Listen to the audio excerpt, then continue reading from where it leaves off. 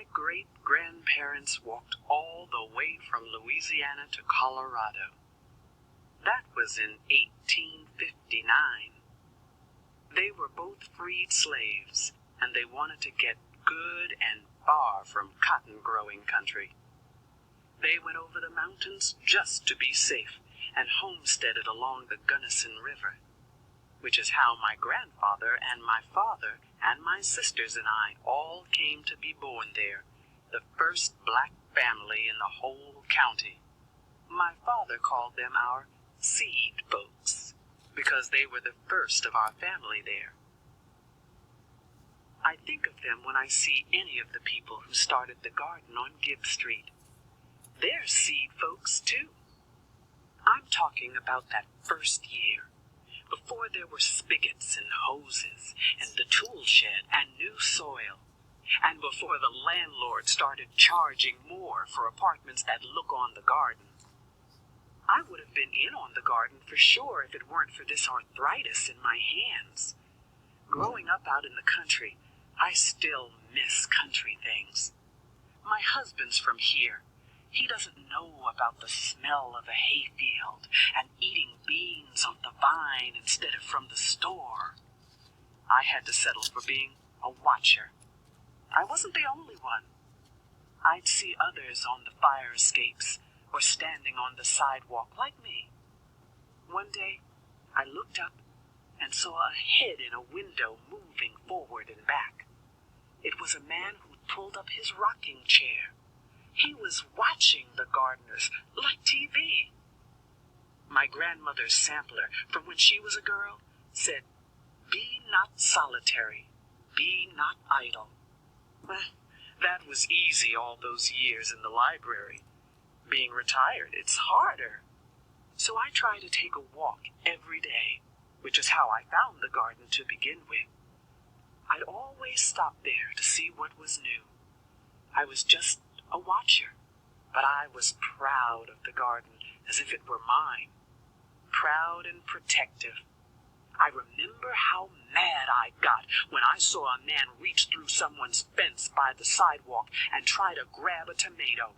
I said, "How dare you?" He pulled back his hand and said he'd heard it was a community garden.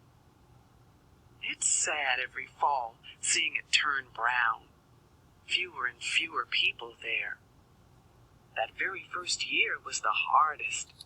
It had been such a wonderful change to see people making something for themselves instead of waiting for a welfare check. To see a part of the neighborhood looking better every day, and to smell those good smells of growing plants. The green drained away. Then the frost hit. You'd pass and hear those dry corn stalks shaking in the wind as if they were shivering. The pumpkins were about the only color left, and then the boys sold them all. Some people cut up their old plants with clippers and dug them back into the soil. A few covered their ground with leaves. But once that job was done, it was done. By November, the cats were the only ones there. That winter was a cold one, cold as Colorado.